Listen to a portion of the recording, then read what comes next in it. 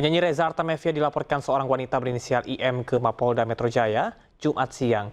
Reza diduga melakukan penipuan investasi berlian senilai 18,5 miliar rupiah.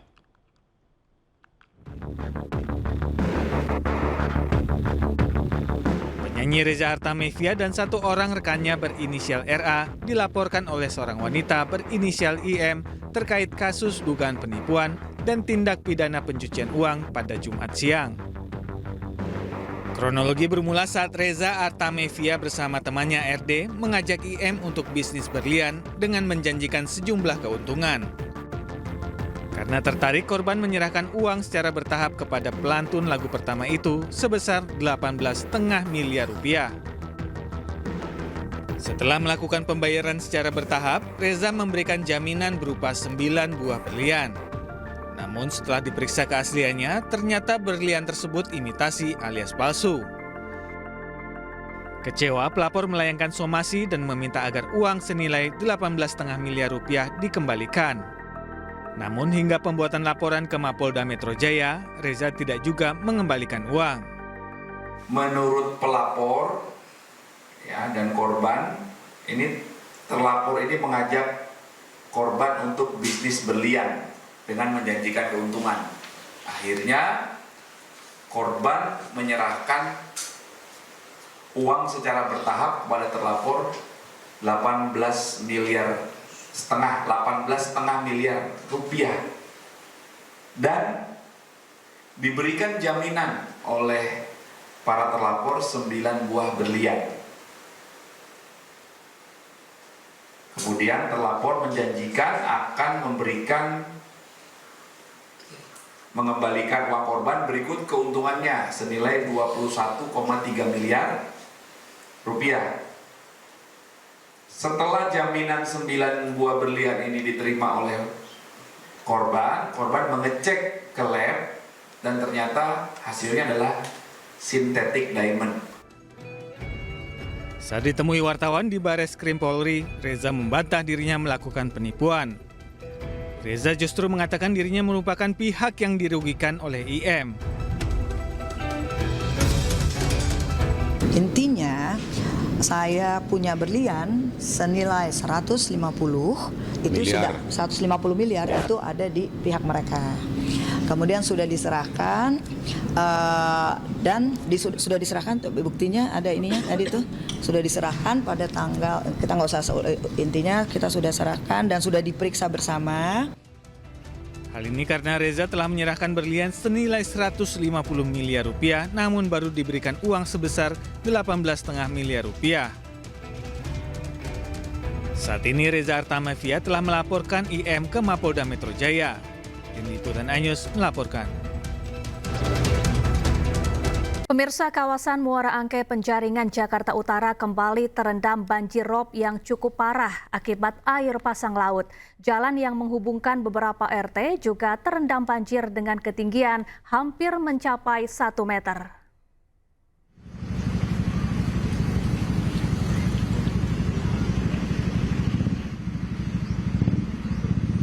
Hingga pagi tadi banjir rob masih merendam permukiman warga tepatnya di RW 22 Muara Angke Penjaringan Muara Angke. Banjirop yang terjadi sejak Jumat pagi kemarin masih merendam belasan RT yang ada di RW 22. Bahkan titik terparah banjir merendam hingga setinggi hampir 1 meter. Warga mengaku banjir membuat aktivitas terganggu karena banjir merendam jalan yang menghubungkan beberapa RT. Ini hampir setiap malam ya, cuma ini yang lebih parah dia kemarin sama sekarang, 2 hari itu. Ya. Baru 2 hari ini kalau banjir gede, paling pertama di sono doang paling sama tikungan sono pas padang situ. Itu paling ini kalau di sini sampai gede ini. Sampai sini udah gede berarti. Warga masih menanti upaya pemerintah terkait penyelesaian masalah banjir yang ada di kawasan pesisir Jakarta Utara ini. Dari Jakarta, Hamzah Hasibuan, Sadu Santo, iNews melaporkan.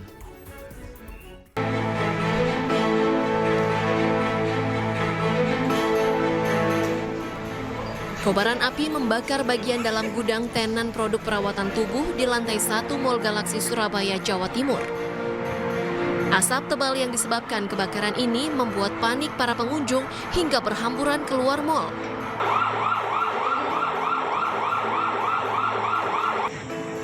Api berhasil dipadamkan petugas keamanan mal menggunakan alat pemadam api ringan atau APAR. Petugas pemadam kebakaran langsung memeriksa lokasi gudang yang terbakar dan melakukan penyedotan asap. Kegiatan tiba-tiba konslet, terus apinya kan dilihat panelnya, terus akhirnya dinaikin lagi, terus ada percikan api di daerah gudang. Oh, itu yang terbakar gudangnya? Tumpukan apa itu? Ada kardus, sampah, gitu. Itu konter apa? Apa? Konter apa itu? Konter body shop. Usai dilakukan pemeriksaan dan penyedotan asap, petugas keamanan pun kembali membuka pintu mal setelah dinyatakan aman. Sebanyak 8 unit kendaraan damkar dari DPKP Kota Surabaya dikerahkan untuk penanganan kebakaran. Dari Surabaya, Jawa Timur, Yuda Prawira, iNews melaporkan.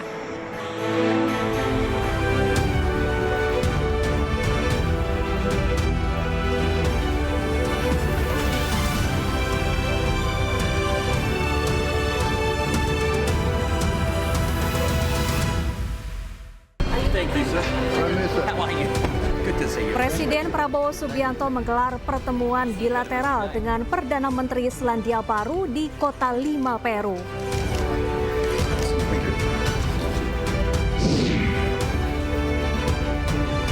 Calon Gubernur Jakarta siap menghadapi debat pamungkas Pilkada Jakarta yang akan digelar besok.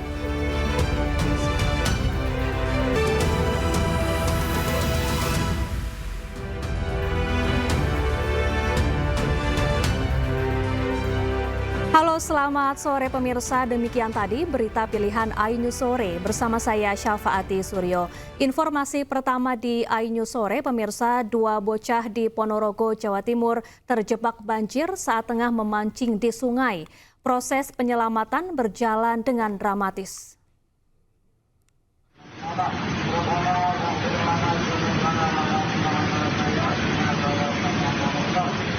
Kasih ning jam iki, Mas. Tak pancing banjir kok ora munggah. Detik-detik penyelamatan 2 bocah yang terjebak banjir di Sungai Sedak, Kecamatan Jenangan, Ponorogo, Jawa Timur terekam video amatir warga.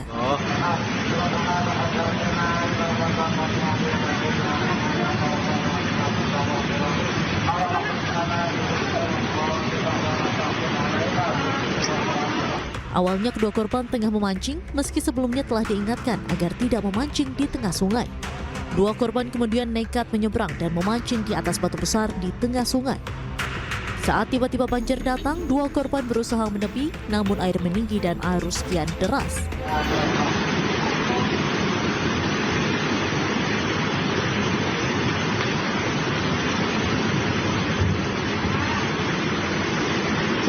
Satu korban terpeleset dan sempat terbawa arus.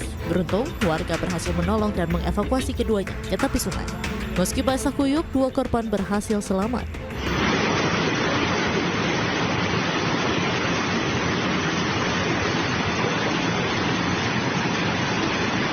Alhamdulillah. Sok nenek wis ketok banjir ndang munggah ae. Terus airnya datang sedikit-sedikit. Terus tambah banjir. Dia panik. Terus ada warga yang nolongin. Akhirnya selamat? Ya, selamat. Agar kejadian tidak terulang, warga dihimbau untuk hati-hati saat memancing di sungai, sebab air banjir bisa datang secara tiba-tiba. Dari Ponorogo, Jawa Timur, Ahmad Subeki, iNews melaporkan. Pemirsa, kawasan Muara Angke Penjaringan, Jakarta Utara kembali terendam banjir rob yang cukup parah akibat air pasang laut. Jalan yang menghubungkan beberapa RT juga terendam banjir dengan ketinggian hampir mencapai 1 meter.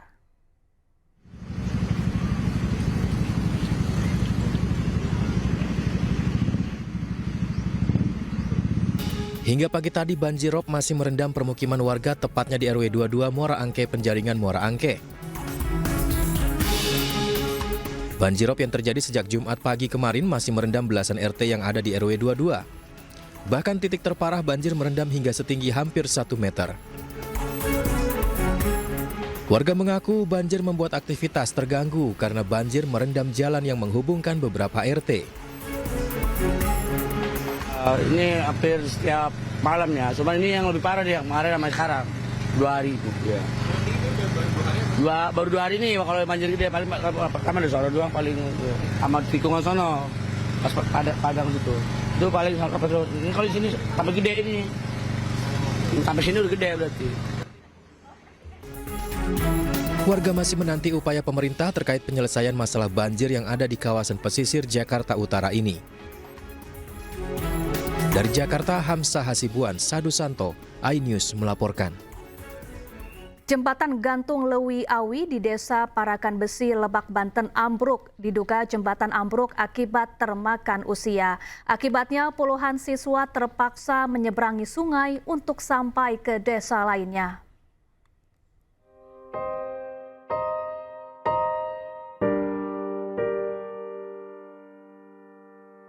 Puluhan siswa sekolah di Kampung Lewi Awi, Desa Parakan Besi, Kecamatan Lewi Damar, Lebak, Banten harus menyeberangi derasnya aliran sungai untuk sampai ke desa lainnya pasca jembatan ambruk.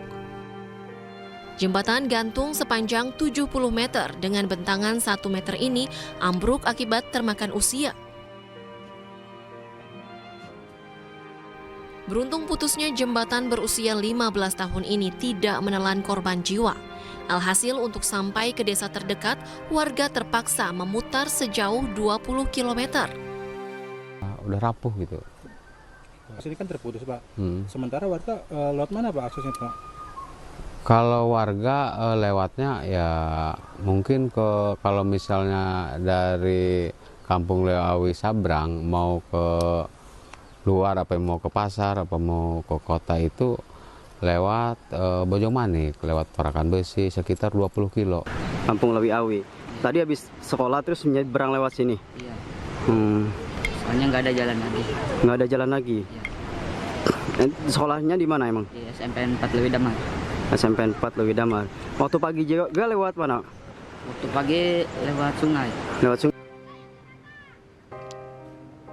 Warga berharap pemerintah segera membangun kembali jembatan. Pasalnya banyak warga sulit menyeberangi sungai dari atas jembatan yang sudah terputus. Sementara jika melintasi sungai, warga khawatir air sungai meluap. Dari Lebak, Banten, Iskandar Nasution, iNews melaporkan. Pemirsa, Gunung Lewotobi laki-laki di Kabupaten Flores Timur, Nusa Tenggara Timur kembali erupsi dengan tinggi kolom abu 1.500 hingga 2.500 meter di atas puncak kawah. Petugas mengimbau warga sekitar untuk waspada terhadap banjir lahar dingin.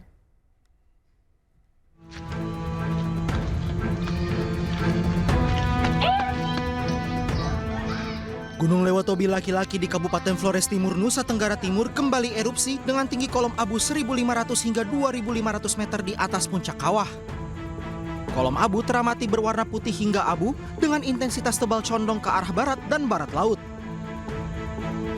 Sementara aliran lava mengarah ke timur laut sejauh 4.340 meter dari pusat erupsi dan 3.800 meter ke arah barat laut.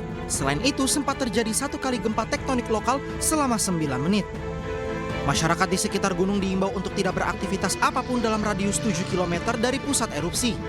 Selain itu, masyarakat di sekitar Gunung Lewotobi diimbau untuk waspada banjir lahar dingin pada sungai-sungai yang berhulu di puncak gunung jika terjadi hujan dengan intensitas tinggi. Dari Kabupaten Flores Timur, Nusa Tenggara Timur, Joni Nura, iNews melaporkan.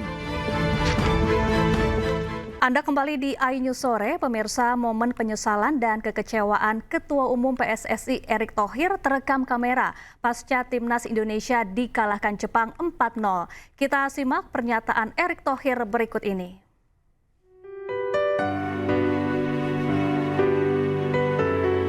Ketua Umum PSSI Erick Thohir sangat terpukul menyaksikan Timnas Indonesia kebobolan 4 gol tanpa balas dari Jepang. Berulang kali ia melamun dan menghela nafas.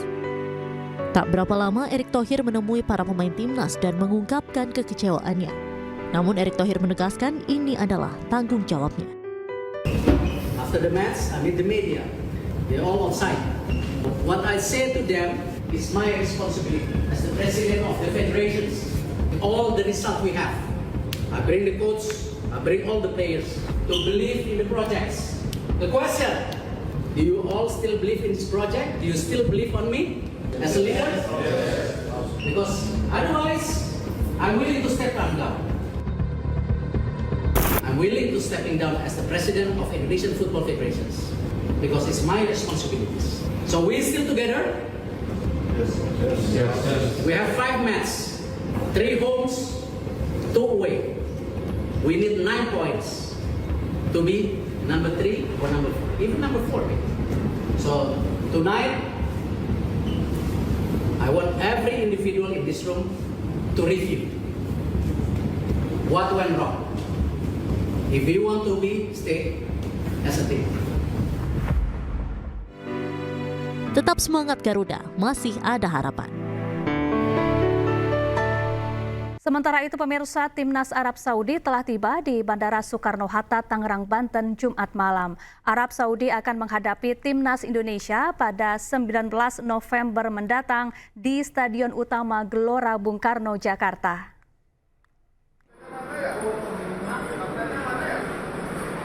Timnas Arab Saudi tiba di Terminal 3 Bandara Soekarno-Hatta, Tangerang, Banten sekitar pukul 19:30 waktu Indonesia Barat. Para pemain Arab Saudi menggunakan pesawat charter Garuda Indonesia.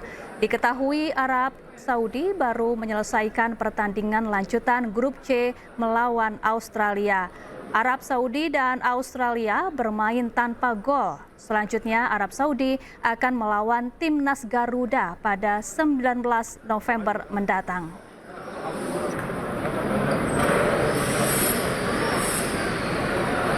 Ya, lalu seperti apa peluang Indonesia saat menghadapi Arab Saudi pada Selasa mendatang? Kita akan membahasnya dengan pengamat sepak bola Ovan Lamara. Selamat sore, Bung Ovan, apa kabar? Selamat sore, alhamdulillah sehat. Baik. Apa kabar? Baik juga, Bung Ovan.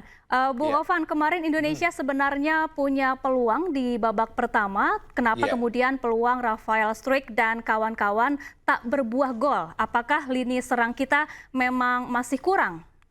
Iya, memang menjadi PR yang sangat besar bagi Sinteyong dan juga bagi PSSI karena sampai pada laga tadi malam, rupanya timnas kita belum juga berhasil menemukan pemain naturalisasi yang berposisi di lini depan yang kualitasnya tentu kita harapkan jauh lebih mumpuni, jauh lebih tajam. Nah, problem ini akhirnya terlihat dalam laga menghadapi Jepang tadi malam.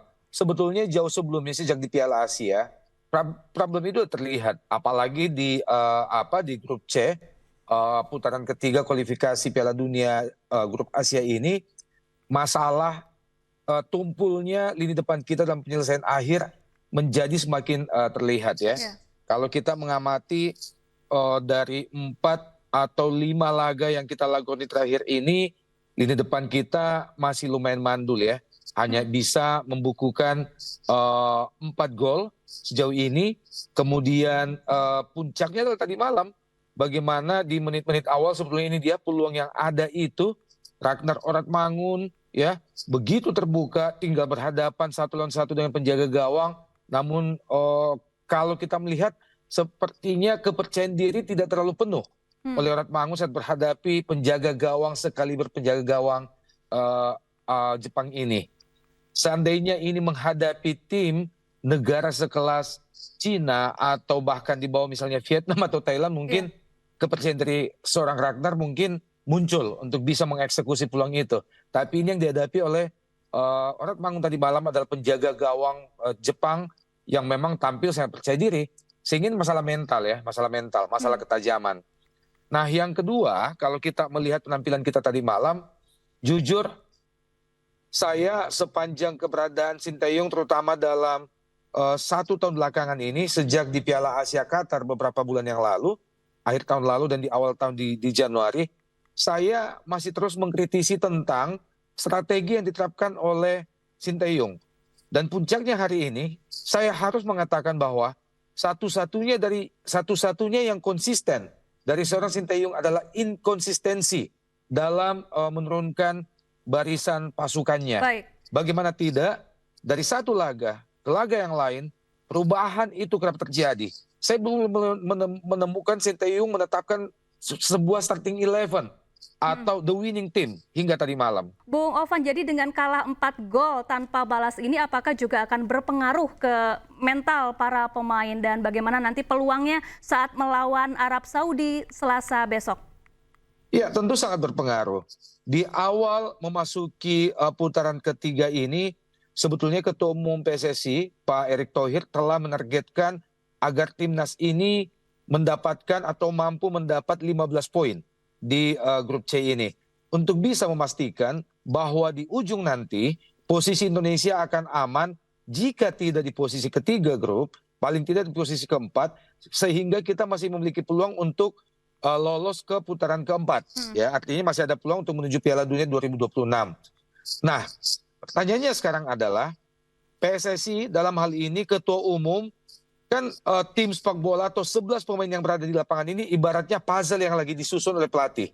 Ya, sebuah puzzle yang potongan demi potongan berusaha untuk dipenuhi oleh federasi dan juga oleh pelatih.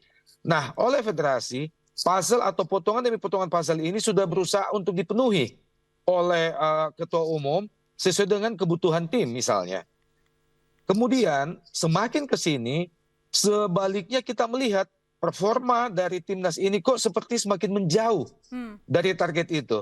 Semakin menjauh dari kemungkinan kita berada pada posisi ketiga atau keempat di grup C ini untuk bisa lolos ke fase selanjutnya. Baik, lalu Bung Ovan, apa yang semestinya harus disiapkan oleh Sinteyong untuk membuat performa timnas Indonesia semakin membaik saat melawan Arab Saudi nanti?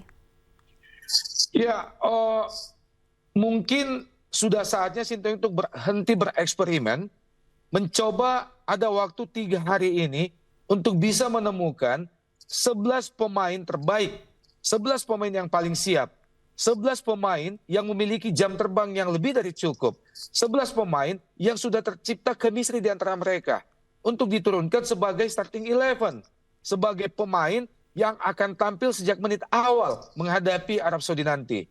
Nah, ke 11 pemain ini selain berkaitan dengan kebutuhan internal kita, juga tentu strategi yang diterapkan adalah yang disesuaikan dengan lawan yang akan dihadapi.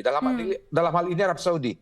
Arab Saudi, jika kita melihat penampilan mereka saat menghadapi Australia, di laga terakhir kemarin mereka itu, penampilan mereka jauh berubah, jauh berbeda dari Arab Saudi yang kita hadapi di laga pertama saat kita menahan mereka imbang 1-1 pada saat itu. Mereka tampil lebih agresif, lebih cepat, kemudian ada pemerataan kekuatan di semua lini, tidak ada cacatnya. Kemudian kombinasi mereka dalam memainkan bola pendek, kemudian sesekali memberikan umpan lob jauh ke depan, itu sangat merepotkan Australia. Kemudian yang kedua, Arab Saudi juga piawai dalam memanfaatkan bola-bola mati. Dan striker mereka sangat berbahaya. Nah, hal-hal ini yang harus dibaca, harus diantisipasi oleh Sinteyong. Dan sekali lagi, hentikan untuk bereksperimen. Jika kemarin Kevin Dick langsung diturunkan, pemain debut seperti ini langsung diturunkan sejak menit awal, tentu resikonya luar biasa. Kemudian Yaakob Sayuri yang sudah lama tidak bersama tim, itu bahkan langsung diturunkan sejak menit awal juga. Pertanyaannya adalah, bagaimana dengan tim yang sudah berhasil menahan imbang Australia dan Arab Saudi sebelumnya? Kenapa tidak tim itu yang dipertahankan, terutama di lini belakang misalnya? Jangan lagi pisahkan antara Itses dan juga Rizky Ridho. Ya, jadi sekali lagi kita berharap ada konsistensi dari Sinteyong untuk memilah 11 pemain terbaik yang paling siap dan yang sudah ada chemistry di antara mereka untuk menghadapi Arab Saudi sejak menit pertama nanti. Baik, Bung Ovan, setelah Arab Saudi imbang melawan Australia dan melawan Indonesia, artinya kan Arab Saudi ini tim yang cukup kuat. Lalu masih adakah peluang kita untuk bisa mencuri poin dari Arab Saudi nanti? Ya, tadi saya sempat sebut di awal bahwa Ketua Umum jauh sebelumnya menargetkan 15 poin untuk tim ini di grup C ini. Lupakan 15 poin itu. 15 poin itu bahkan sepertinya sebuah mimpi untuk kita bisa dapatkan ya. Kemudian yang kedua, target selanjutnya adalah 12 poin. Nah, pasca kekalahan dari Cina di kandang mereka, kemudian gagalnya kita meraih poin penuh di Bahrain, kemudian tadi malam kita kalah lagi, maka sepertinya poin 12 itu sudah mulai agak kurang realistis. Kalaupun kita ingin meraih 12 poin itu, sekarang kan kita baru punya 3 poin ya. Artinya kita butuh 3 kemenangan lagi. Nah, dari 3 kemenangan yang kita harapkan itu, 5 laga tersisa, 2 diantaranya menghadapi Cina dan Bahrain yang disebut-sebut sebagai tim yang mungkin bisa kita taklukkan di GBK, berarti kita hanya akan punya poin 6, total 9. 3 lawan lainnya, yakni Arab Saudi tanggal 19 nanti, kemudian Jepang laga away dan Australia, kita lupakanlah untuk bisa mendapatkan poin menghadapi Jepang dan Australia di kandang mereka. Artinya, target yang mungkin bisa menjadi kejutan bagi kita adalah berusaha untuk mengalahkan Arab Saudi di GBK. Itu pun tentu tidak mudah jika kita melihat bagaimana performa Arab Saudi belakangan ini. Oleh karena itu, jalan terakhir dan jalan satu-satunya untuk bisa memaksimalkan, untuk bisa mendapatkan 12 poin itu adalah harus mengalahkan Arab Saudi tanggal 19 nanti. Baik, terima kasih Bung Ovan Hanya dengan 12 poin, kita masih punya kemungkinan untuk finish di posisi keempat atau ketiga.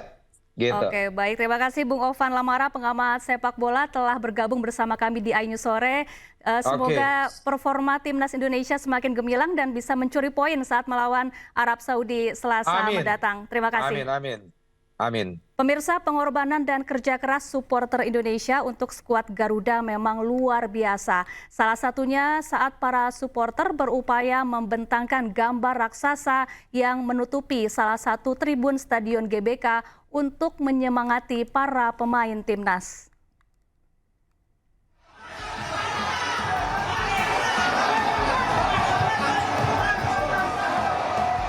Kecintaan supporter sepak bola Indonesia sudah tak diragukan lagi.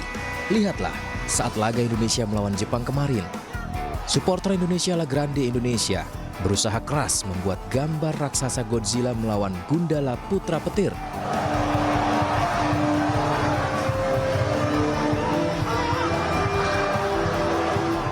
Gambar raksasa ini menutupi salah satu tribun di Stadion GBK dan perlu kerja keras untuk menyiapkannya.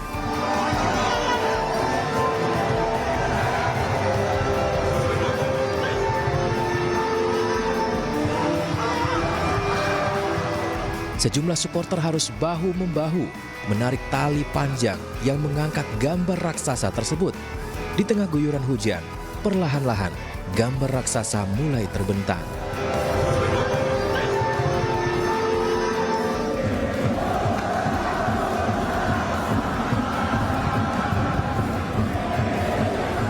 Gambar raksasa Godzilla yang mewakili Jepang melawan Gundala Putra Petir mewakili superhero Indonesia. Dipadukan dengan tulisan, untungnya ku tak pilih menyerah, akhirnya berhasil dipasang.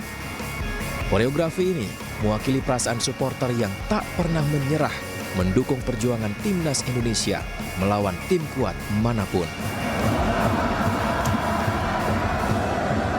Jelang debat pamungkas Pilkada Jakarta yang akan digelar Minggu 17 November 2024, sejumlah persiapan terus dilakukan.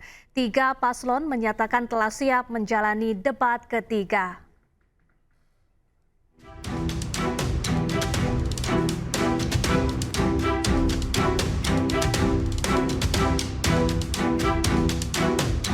Gelaran debat terakhir calon gubernur dan calon wakil gubernur Jakarta akan diselenggarakan pada hari Minggu 17 November 2024 di Hotel Sultan Jakarta. Sejumlah persiapan terus dilakukan mulai dari penataan panggung yang akan diisi 3 pasangan calon, sound system hingga lighting yang akan mendukung terselenggaranya debat.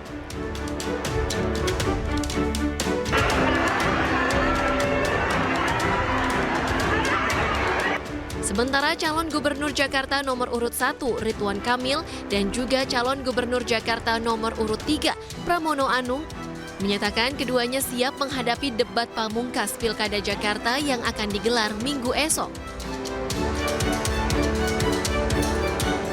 Juga besok ada debat, ya, mungkin ada pertanyaan dari media. Kita sudah latihan kemarin dan akan latihan lagi simulasi besok. Sehingga di debat terakhir yang temanya tentang tata kota, lingkungan, mudah-mudahan dilancarkan, sudah persiapan, mudah-mudahan fisik sehat, suara mantap, dan bisa meyakinkan warga di sisa waktu. Saya kira itu. Persiapan debat sudah dilakukan. semua program yang bagus dari Pak. Debat terakhir ini akan mengangkat tema lingkungan perkotaan dan perubahan iklim. Ketiga calon gubernur dan calon wakil gubernur akan memetakan program dalam merampungkan kota Jakarta ke depan. Dari Jakarta, tim liputan iNews melaporkan.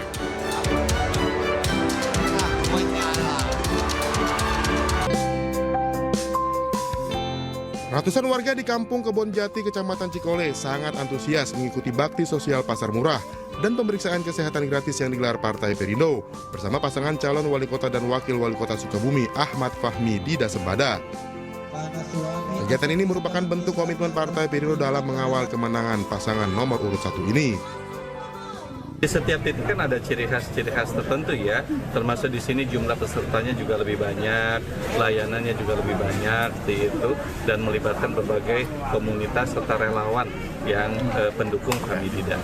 Tentunya kami berharap dengan kegiatan ini semakin menguatkan kemenangan yang tersisa sekitar 16 hari ke depan. Alhamdulillah hari ini berjalan lancar dengan target 350 peserta. Di sini ada sesepuh dan tokoh masyarakat, Kang Haji Sandang, dan para tokoh lainnya. Mudah-mudahan 16 hari ke depan kita bisa terus bergerak untuk memenangkan Fahmi Dida. Partai Perindo juga menyampaikan sejumlah program unggulan pasangan Ahmad Fahmi di Dasembada yang akan membawa kemajuan dan kesejahteraan masyarakat di kota Sukabumi. Dari Sukabumi, Jawa Barat, Budi Setiawan, iNews melaporkan.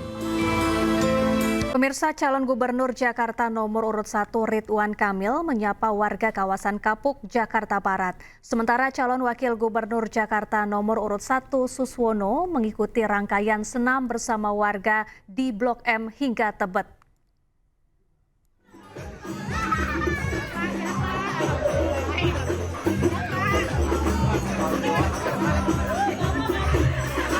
Calon Gubernur Jakarta nomor urut 1 Ridwan Kamil menyapa warga kawasan Kapuk, Jakarta Barat.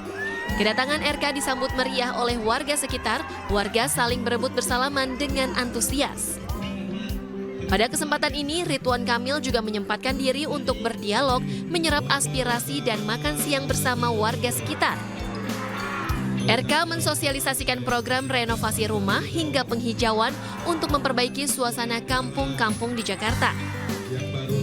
Kita kan ada program renovasi rumah ya, jadi rumah-rumah yang masuk kategori tidak layak huni, nanti ada anggaran renovasi Rutilahu.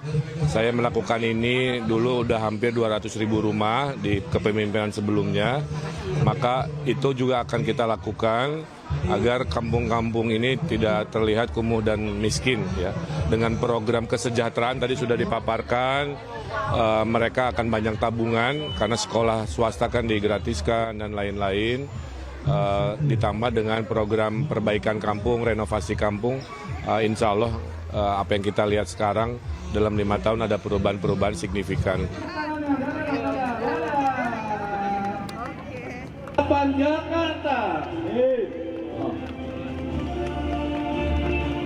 Sementara itu, calon wakil gubernur Jakarta Suswono mengikuti rangkaian kegiatan senam bersama warga Jakarta dari lapangan bola Blok S hingga Tebet Eco Park.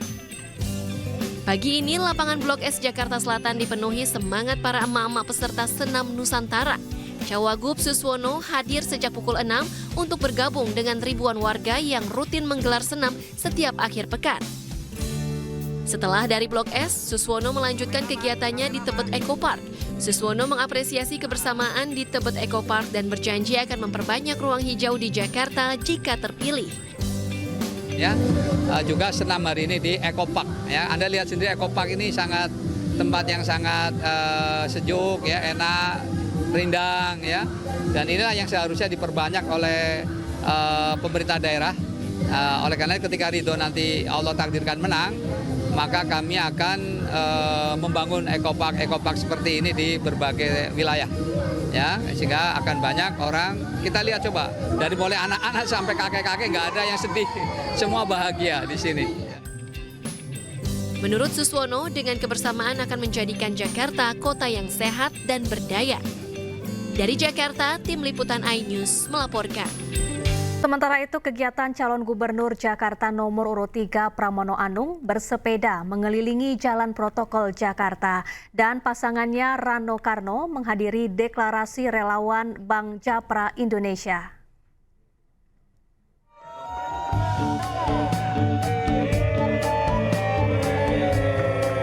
Calon Gubernur Jakarta nomor urut 3 Pramono Anung bersama sejumlah relawan pendukungnya bersepeda mengelilingi jalur protokol Jakarta. Hal ini rutin ia lakukan setiap Sabtu pagi untuk menjaga tubuh tetap bugar. Ia juga berjanji jika terpilih nanti dalam Pilkada Jakarta akan membangun jalur khusus pengendara road bike. Sebab jalur sepeda yang ada saat ini hanya diperuntukkan untuk pengendara sepeda lipat atau sepeda santai. Tak hanya itu, ia juga akan menambah ruang terbuka hijau bagi warga Jakarta yang akan dibuka selama 24 jam. Menurutnya hal ini perlu dilakukan lantaran banyak warga Jakarta yang ingin berkumpul bersama keluarga atau kerabat dengan pemandangan asri. Jadi jalur sepeda di Jakarta sebenarnya sudah cukup banyak. Ada yang latar belakangnya pengen sebelah ontel, sepeda ontel, ada yang seli, ada yang road bike, ada yang MTB. Memang yang MTB semuanya harus keluar Jakarta, apakah di Bogor, kemudian di mana-mana. Tapi yang untuk road bike, karena memang speed untuk road bike itu lebih tinggi, memang harus tempat khusus. Salah satu alternatifnya adalah di Kemayoran, satu loop itu 15 kilo, atau ngelup di airport. Kalau itu bisa di airport, saya yakin effortnya nggak terlalu banyak untuk memfasilitasi dan lebih aman lah gitu ya. Sementara itu, calon wakil gubernur Jakarta nomor urut 3 Rano Karno atau Sidul menghadiri deklarasi relawan Bank Japra Indonesia.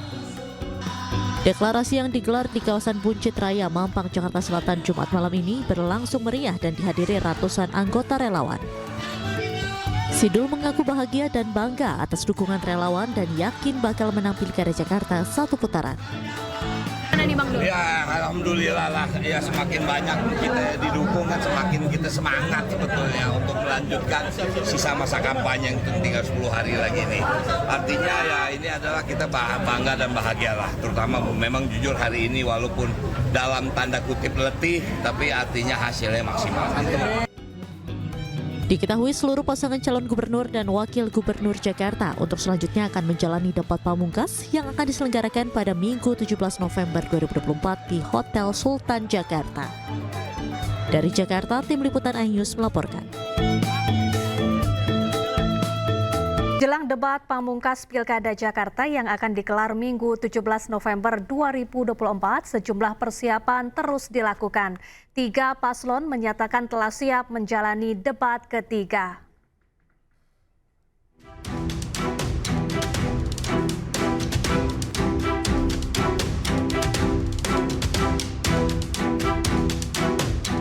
Gelaran debat terakhir calon gubernur dan calon wakil gubernur Jakarta akan diselenggarakan pada hari Minggu 17 November 2024 di Hotel Sultan Jakarta.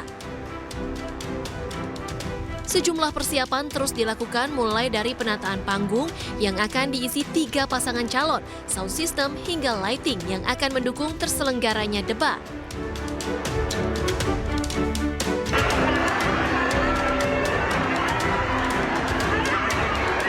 Sementara calon gubernur Jakarta nomor urut 1 Ridwan Kamil dan juga calon gubernur Jakarta nomor urut 3 Pramono Anung menyatakan keduanya siap menghadapi debat pamungkas Pilkada Jakarta yang akan digelar Minggu esok.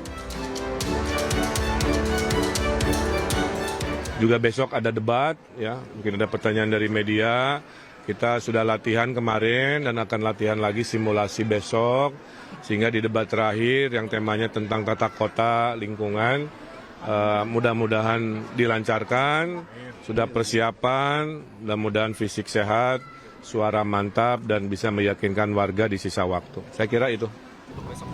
Persiapan debat sudah dilakukan. Semua program yang bagus dari Pak. Debat terakhir ini akan mengangkat tema lingkungan perkotaan dan perubahan iklim. Ketiga calon gubernur dan calon wakil gubernur akan memetakan program dalam merampungkan kota Jakarta ke depan. Dari Jakarta, tim liputan iNews melaporkan.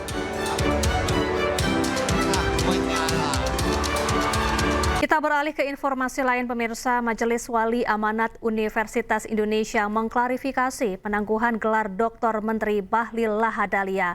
MWAUI meluruskan yang ditangguhkan adalah pelaksanaan yudisium sehingga gelar Dr. Menteri Energi Sumber Daya Mineral tersebut hanya menyesuaikan jadwal yudisium.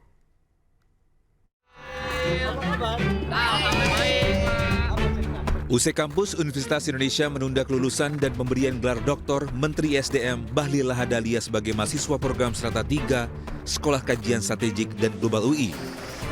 Kini muncul klarifikasi dari Majelis Wali Amanat Universitas Indonesia atau MWAUI terkait penangguhan gelar Doktor Menteri Bahlil Lahadalia yang ramai diberitakan.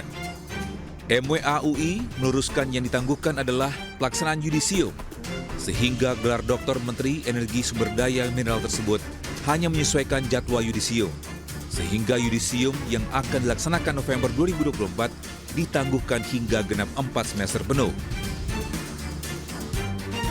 Bagaimana yang menjadi ketentuan tentang masa studi untuk doktoral berbasis penelitian. Karena itu ya yudisiumnya tidak bisa dilakukan segera. Harus menunggu sampai masa 4 semester penuh itu terlampaui. Batas 4 semester penuh itu sampai kapan? Harus dilihat. Karena aturannya menurut Peraturan Rektor nomor 26 tahun 2022 memang harus 4 semester.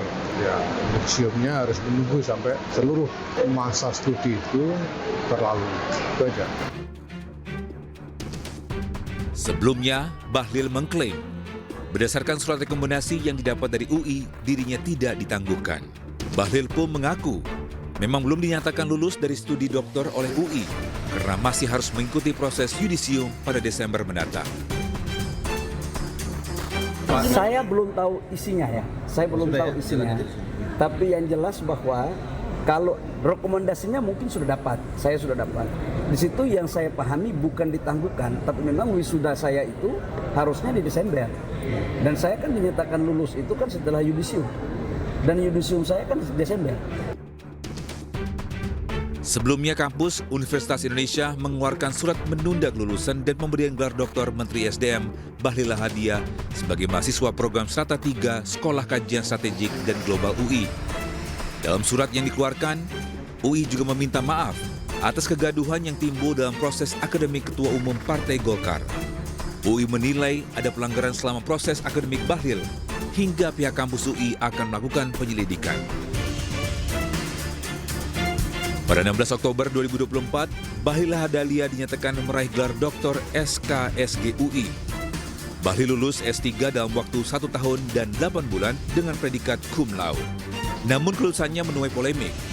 Dewan Guru Besar UI menggelar rapat karena dinilai ada kejanggalan dalam proses pembelajaran Bahlil. Tim Liputan iNews melaporkan. Pemirsa, kampanye terbuka pasangan calon gubernur dan wakil gubernur Jawa Tengah nomor urut 2 Ahmad Lutfi dan Taj Yassin di Banyumas, Jawa Tengah diikuti oleh Presiden ke-7 Republik Indonesia Joko Widodo. Jokowi bersama pasangan calon Ahmad Lutfi dan Taj Yassin melakukan pawai keliling kota Purwokerto dan disambut ribuan pendukung.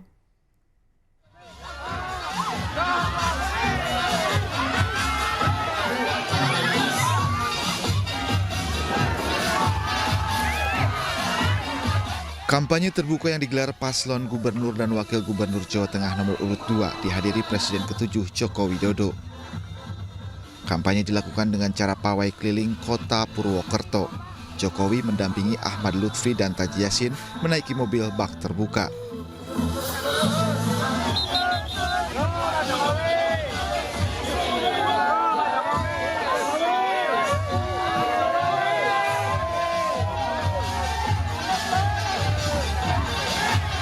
Ribuan warga menyambut pawai pasangan calon nomor urut 2 beserta Jokowi tersebut. Selain menyapa warga, Jokowi juga membagikan kaos bergambar dirinya.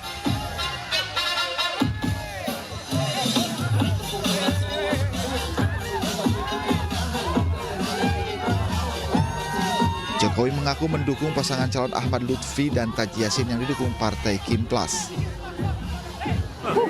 Saya diundang, saya datang,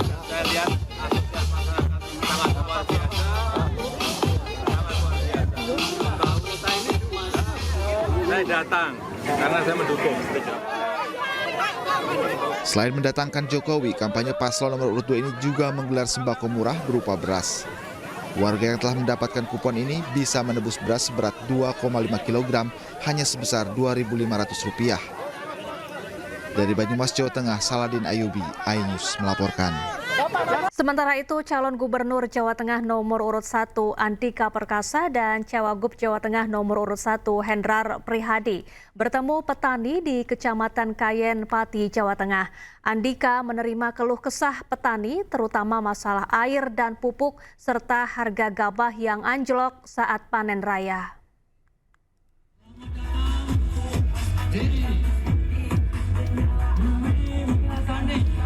Pasangan calon gubernur Jawa Tengah Andika Perkasa dan Hendrar Prihadi bertemu dengan ratusan petani di halaman parkir Kompleks Pemakaman Syekh Jangkung, Desa Kayen, Pati, Jawa Tengah. Beberapa keluhan yang disampaikan oleh petani, diantaranya sulitnya mencari air saat musim kemarau dan banjir yang menjadi permasalahan rutin setiap tahun. Selain itu, petani juga mengeluhkan sulit dan mahalnya mendapatkan pupuk. Petani juga berharap pada pasangan Andika Hendi agar harga gabah bisa stabil karena seringkali anjlok ketika panen raya. Petani tadi macam-macam dan relatif memang walaupun nggak sama persis, tapi ya satu tentang air, kedua tentang pupuk, gitu kan. Ketiga biasanya selalu terjadi begitu panen, harga jualnya ini anjloknya.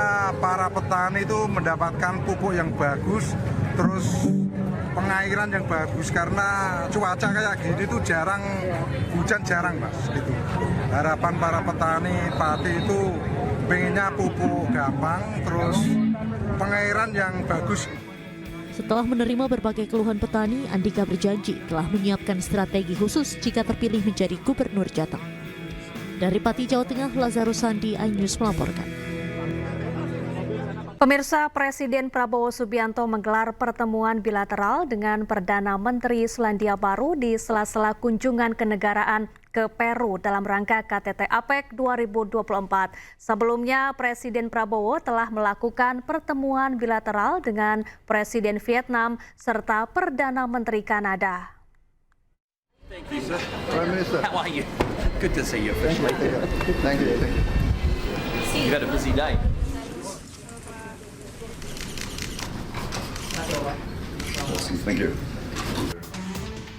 Presiden Republik Indonesia Prabowo Subianto menggelar pertemuan bilateral dengan Perdana Menteri Selandia Baru Christopher Luxon di Kota Lima, Peru, Jumat waktu setempat.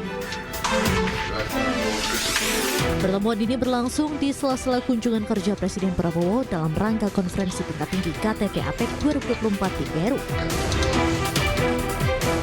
Pada kesempatan tersebut, Prabowo menegaskan komitmennya untuk memperkuat hubungan strategis antara Indonesia dan Selandia Baru. Ia juga menyampaikan kesiapan Indonesia untuk mempererat hubungan perdagangan bilateral, membuka pasar, serta mendukung keterlibatan Indonesia dalam forum-forum negara Pasifik.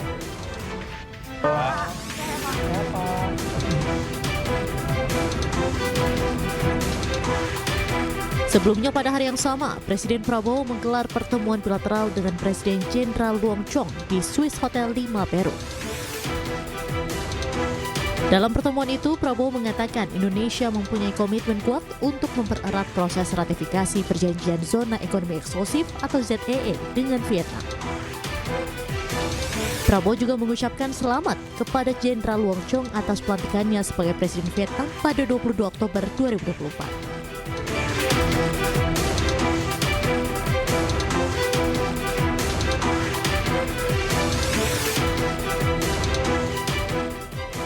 Selain bertemu dengan Perdana Menteri Selandia Baru dan Presiden Vietnam, Presiden Prabowo Subianto sebelumnya telah melakukan pertemuan bilateral dengan Perdana Menteri Kanada Justin Trudeau di sela-sela KTT APEC yang berlangsung di Lima Convention Center di Lima, Peru. Dalam pertemuan tersebut, Prabowo mengapresiasi hubungan yang telah terjalin dengan baik antara Indonesia dengan Kanada.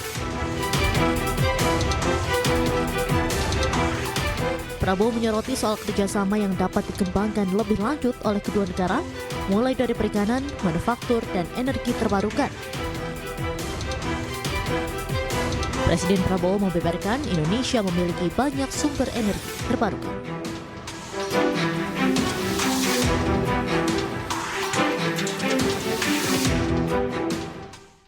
Presiden Prabowo Subianto menjadi keynote speaker dalam acara APEC CEO Summit 2024 yang diselenggarakan di Peru. Dalam pidatonya, Presiden Prabowo menyatakan bahwa persaingan antar negara selalu ada dan kesejahteraan hanya akan datang lewat perdamaian.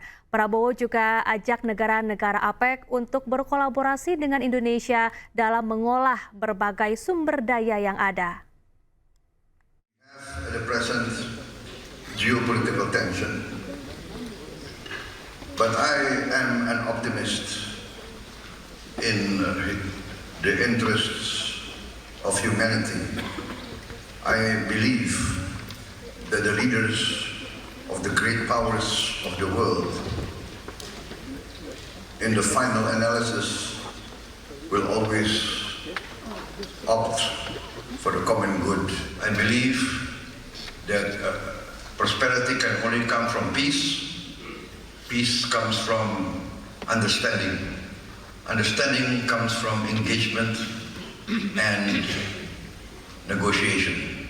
I think together with Brazil and maybe with the Congo DRC, we have the potential to produce fuel from plants, and this, I think, will create a lot of opportunities because we will save a lot on foreign exchange.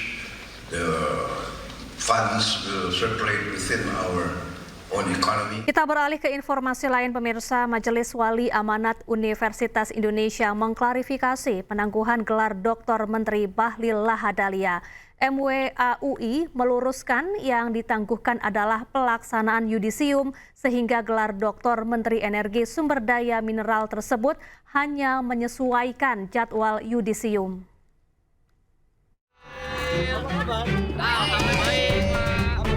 Usai kampus Universitas Indonesia menunda kelulusan dan pemberian gelar Doktor Menteri SDM Bahlil Lahadalia sebagai mahasiswa program Strata 3 Sekolah Kajian Strategik dan Global UI.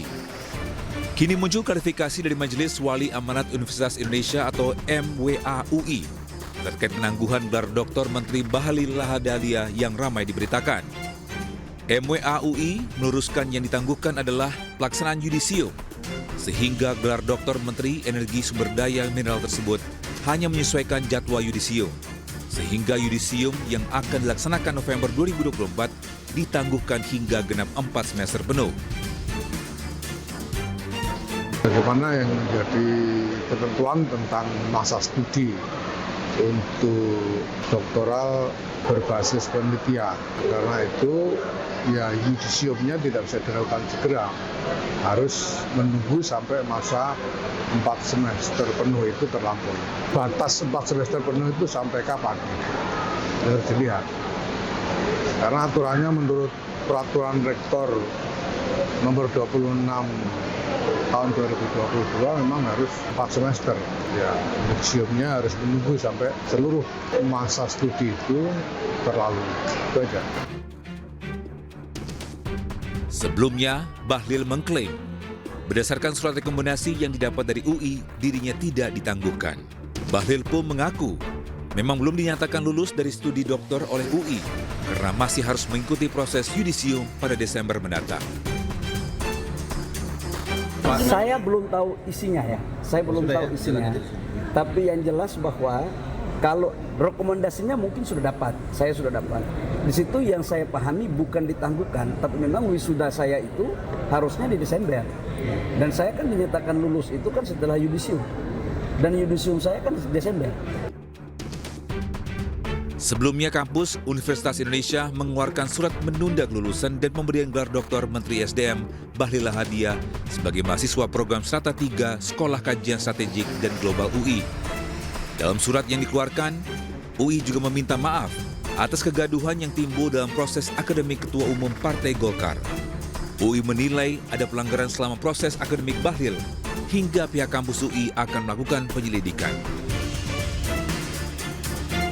Pada 16 Oktober 2024, Bahlil Lahadalia dinyatakan meraih gelar Doktor SKSGUI.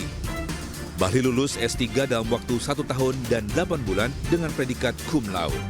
Namun kelulusannya menuai polemik. Dewan Guru Besar UI menggelar rapat karena dinilai ada kejanggalan dalam proses pembelajaran Bahlil. Tim Liputan iNews melaporkan. Penyanyi Reza Artamevia dilaporkan seorang wanita berinisial IM ke Mapolda Metro Jaya Jumat siang. Reza diduga melakukan penipuan investasi berlian senilai 18,5 miliar rupiah.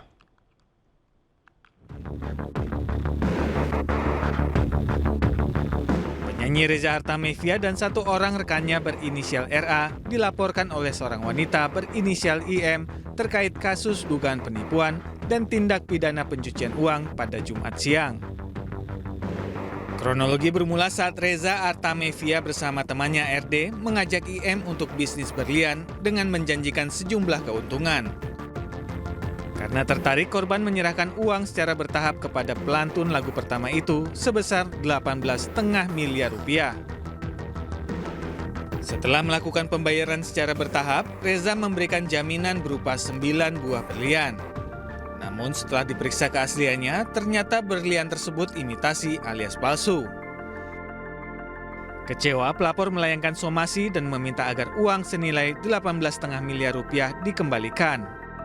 Namun hingga pembuatan laporan ke Mapolda Metro Jaya, Reza tidak juga mengembalikan uang. Menurut pelapor dan korban, ini terlapor ini mengajak korban untuk bisnis berlian dengan menjanjikan keuntungan. Akhirnya korban menyerahkan uang secara bertahap kepada terlapor 18,5 miliar rupiah dan diberikan jaminan oleh para terlapor 9 buah berlian. Kemudian terlapor menjanjikan akan mengembalikan uang korban berikut keuntungannya senilai 21,3 miliar rupiah. Setelah jaminan 9 buah berlian ini diterima oleh korban mengecek ke lab dan ternyata hasilnya adalah synthetic diamond. Saat ditemui wartawan di Bareskrim Polri, Reza membantah dirinya melakukan penipuan. Reza justru mengatakan dirinya merupakan pihak yang dirugikan oleh IM. Intinya, saya punya berlian senilai 150 itu miliar. Sudah 150 miliar itu ada di pihak mereka. Kemudian sudah diserahkan dan sudah diserahkan, buktinya ada ininya tadi tuh sudah diserahkan pada tanggal, kita nggak usah, intinya kita sudah serahkan dan sudah diperiksa bersama. Hal ini karena Reza telah menyerahkan berlian senilai 150 miliar rupiah namun baru diberikan uang sebesar 18,5 miliar rupiah. Saat ini Reza Artamevia telah melaporkan IM ke Mapolda Metro Jaya. Tim Liputan iNews melaporkan. Pemirsa, pengusaha klub malam Ivan Sugianto kini harus berhadapan dengan hukum. Buntut aksinya melakukan intimidasi terhadap seorang siswa SMA yang dipaksa bersujud dan menggonggong. Tak hanya itu, PPATK juga memblokir rekening Ivan dan sebuah klub malam karena diduga terkait dengan tindak pidana pencucian uang.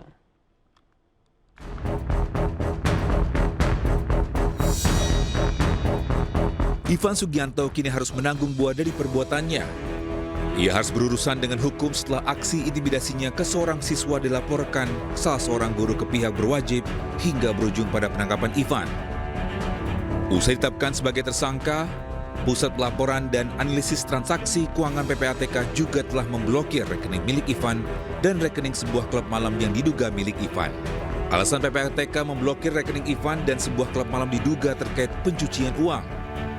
Sebelumnya setelah diperiksa selama 3 jam, Ivan akhirnya dijadikan tersangka dan dijebloskan ke penjara. Kasus Ivan bermula saat dirinya memaksa seorang siswa SMA meminta maaf dengan secara bersujud dan menggonggong viral di media sosial. Ivan diduga kesal karena korban menghina anaknya.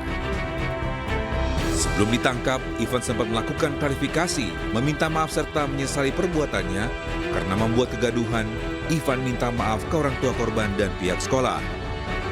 Saya, Ivan Sugianto, sebagai orang tua dari Excel, saya ingin meminta maaf sebesar-besarnya. Dan saya benar-benar menyesal, selama ini saya lebih memilih diam. Saya lebih memilih untuk introspeksi diri atas perbuatan yang terjadi. Semoga Tuhan bisa mengampuni saya. Semoga Tuhan bisa menjadikan saya